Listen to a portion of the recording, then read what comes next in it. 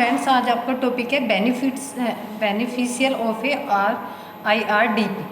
RIDP का क्या है? Integrate rural development programme. इसको जो हिंदी मीनिंग्स में बोलते हैं वो है एकीकृत ग्रामीण विकास योजना, जो आपके उसमें आता है, आपके पेपर वगैरह में बहुत आते हैं। तो आपके जो पहली वीडियो में मैंने नहीं बताया था, तो इसका जो विकास हुआ था या जो इसकी शुरुआत हुई थी वो कब हुई थी, तो ये चीज़ें शुरू हो गई थी, तो ये 1981 में स्टार्ट हुई थी।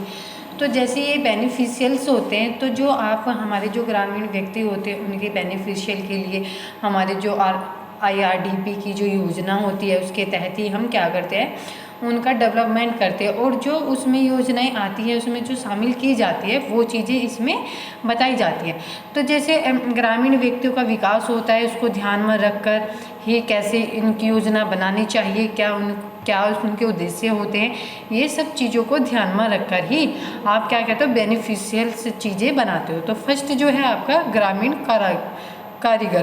तो जो हमारे ग्रामीण कारीगर होते हैं उनका क्या होता है, हस्तशिल्प एक क्या होता है, हाथों के थ्रू प्रोडक्ट बनाना। तो उसमें क्या होता है, जब आप हाथों के थ्रू जो कोई प्रोडक्ट बनाते हो तो उनका एक उद्देश्य होता है कि वो आने वाले टाइम में जो योजनाएं चल रही हैं या जो डेवलपमेंट हो रहे हैं, जैसे कि किसी से सिलाई कढ़ाई आती है वो भी हस्तशिल्प होता है, या कोई ग्रामीण व्यक्ति है उससे कोई इलेक्ट्रॉनिक कुछ चीज़ें बना सकता है, तो वो क्या होता है, वो ऐसी कुछ चीज़ें होते हैं जो वे टेक्निक के थ्रू बनाते हैं, तो वो ग्रामीण कारीगर होता है। तो वो उस पर किसी भी चीज़ कोई अच्छे तरीके से उसका होना, कुछ वर्क जो आता है कि उसको स्वयं आता है, तो वो होता है इसका ग्रामीण कारीगर।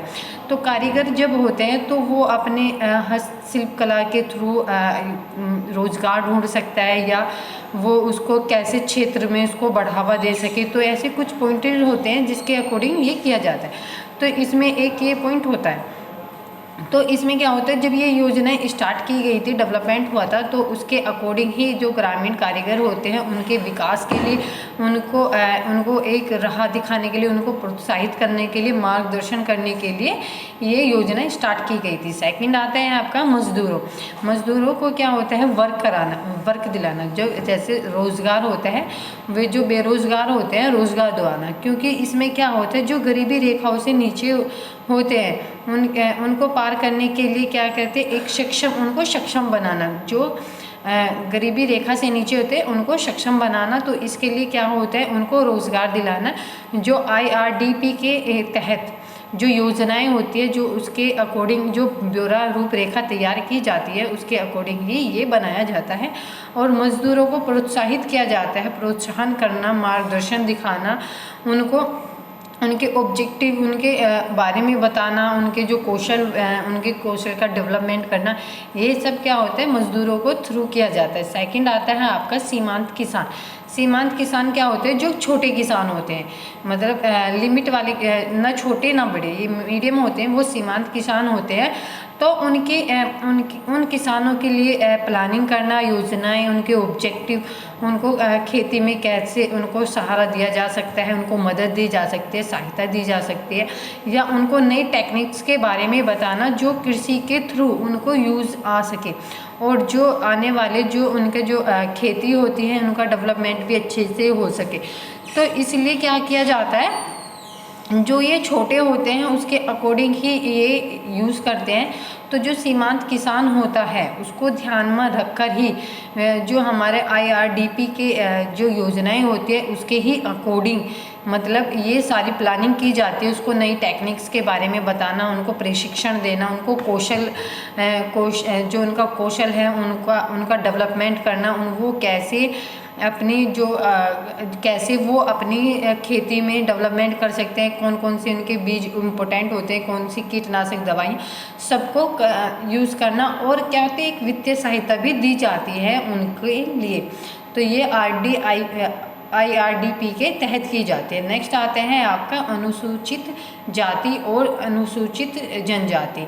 मतलब जो सूचित जनजाति और अनुसूचित जनजाति होती है, ये क्या होती है, इसमें क्या होता है, कुछ जो गरीबी रेखा से नीचे रहते हैं तो उनको सब रोजगार दिलाना, उनको सब रोज़गार दिलाते हैं और उसके ही अकॉर्डिंग निरंतर जो आधार पर एकीकृत आय होती है उत्पन्न करके, एकीकृत आय को उत्पन्न करके उसको जो गरीबी रेखाओं को पार करने के आय के लिए उन्हें सक्षम बनाती है। और यह योजना जो ग्रामीण गरीब स्वरोजगार के लिए बनाई जाती थी।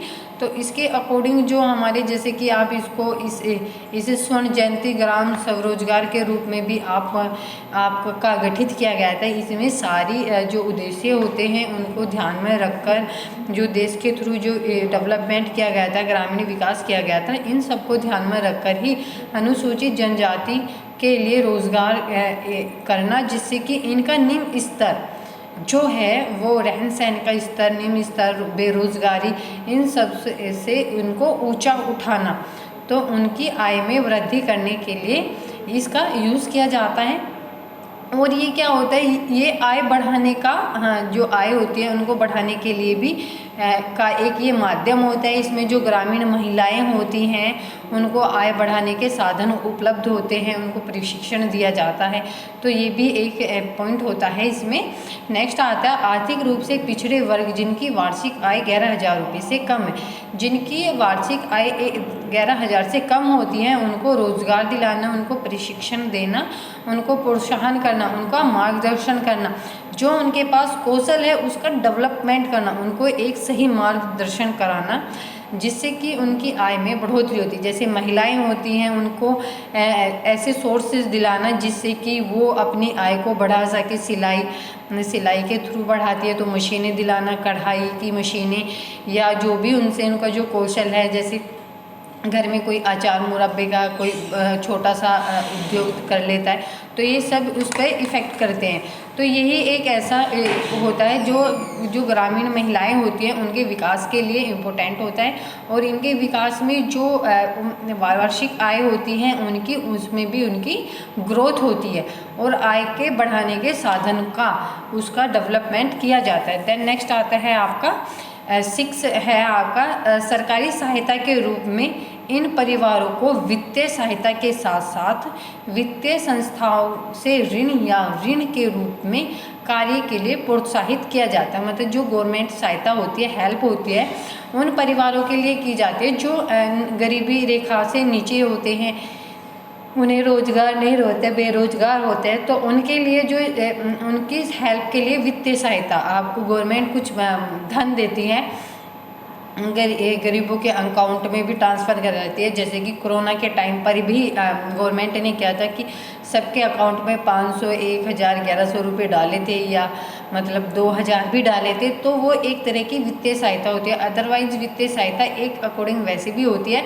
जो हम किसी बैंक के थ्रू लेते हैं, वित्तीय संस्थाओं से ऋण लेते हैं, ब्याज पैसे लेते हैं, है ना, तो उसको ऋण बोलते हैं, उधार बोलते हैं एक तरीके का। तो उसके रूप में हम क्या करते हैं, जो हम मनी लेते हैं उसमें क्या किया जाता है, उस मनी में जो कार्यक्रम है उसके प्रोत्साहित करना, जो उनके डेवलपमेंट होता है उसके लिए उनको प्रोत्साहित करना कि आप कोई भी एक वर्क ओपन कर सकते हैं, या उनसे जो भी आता है वो शॉप या छोटा सा वर्क कर सकते हैं, जिससे कि उनका स्तर बढ़ सके। तो जो हमारी गवर्नमेंट सरकार होती है वो वित्तीय सहायता भी देती है, लोन भी देती है एक तरीके से, जो गरीब व्यक्ति आराम से चुका देता है। तो गवर्नमेंट हमारा एक ये भी इसका एक पार्ट होता है। नेक्स्ट आता है एकीकृत ग्रामीण विकास कार्यक्रम के लाभार्थी, जो हमारे RDIP के थ्रू जो प्लानिंग की जाती है उसके जो लाभार्थी होते हैं, जिनको स्वरोजगार के रूप में जारी किए जाते हैं, या उसके जो इनके जो उद्देश्य है उनके उत्पादन में उनकी उत्पादन होता है, उनकी संपत्तियाँ होती है, या उचित कौशल के माध्यम से इनके प्राप्त किया जा सकता है ना। तो वो भी एक इनका आधार बन जाती है, और उसके ही अकॉर्डिंग वो इसका जो लाभार्थी होते हैं रोज़गार के थ्रू, वो रोज़गार उनके लाभार्थी होते हैं। क्योंकि जो IRDP होता है उसकी योजना होती है, उसके तहत बहुत से व्यक्ति या ग्रामीण व्यक्ति ऐसे होते हैं जो इसके उनको लाभ मिलता है। तो उनके लाभार्थी जो होते हैं उनके अकॉर्डिंग भी किया जाता है। नेक्स्ट है इस कार्यक्रम के लाभार्थी को नीचे सूचनाबद्ध किया गया है। मतलब जो लाभार्थी होते हैं, जैसे कि आपने देखा होगा कि गवर्नमेंट एक टाइम पे वित्तीय सहायता जो आप लेते हो, ऋण लेते हो, तो वो 1 या 2 ईयर्स या 3 ईयर्स या 5 ईयर्स बाद वो क्या करती है, एक तरीके का माफ़ कर देती है। तो वो उस माफ़ी में भी जितने बंदे आते हैं वो लाभार्थियों की एक सूची बनती है, जिसके अकॉर्डिंग ये पता चलता है कि उस प्लानिंग में, उस कार्यक्रम में जो प्रोग्राम उन्होंने स्टार्ट किया है, कितने व्यक्ति को उसका लाभ मिला है। जैसे कि फॉर एग्जांपल जैसे कृषि है हमारी, तो जो हमारी गवर्नमेंट है वो छोटे जो सीमांत किसान हैं उनके लिए, जो बड़े किसान हैं सबके लिए 2-2 हज़ार रुपये का एक पैकेज रखती है, जो वो 3 इंस्टॉलमेंट में वो सबमिट करते हैं। तो उसमें भी ये एक सूची बना ली जाती है कि उसमें कितने किसान लाभार्थी हैं जो इस योजना के तहत उनको लाभ मिला है। तो इससे क्या होते हैं, हमारे जो आरडीएफ के जो बेनिफिशियल होते हैं वो कंप्लीट हो जाते हैं और लाभार्थी जो होते हैं उसमें यूज़ किए जाते हैं।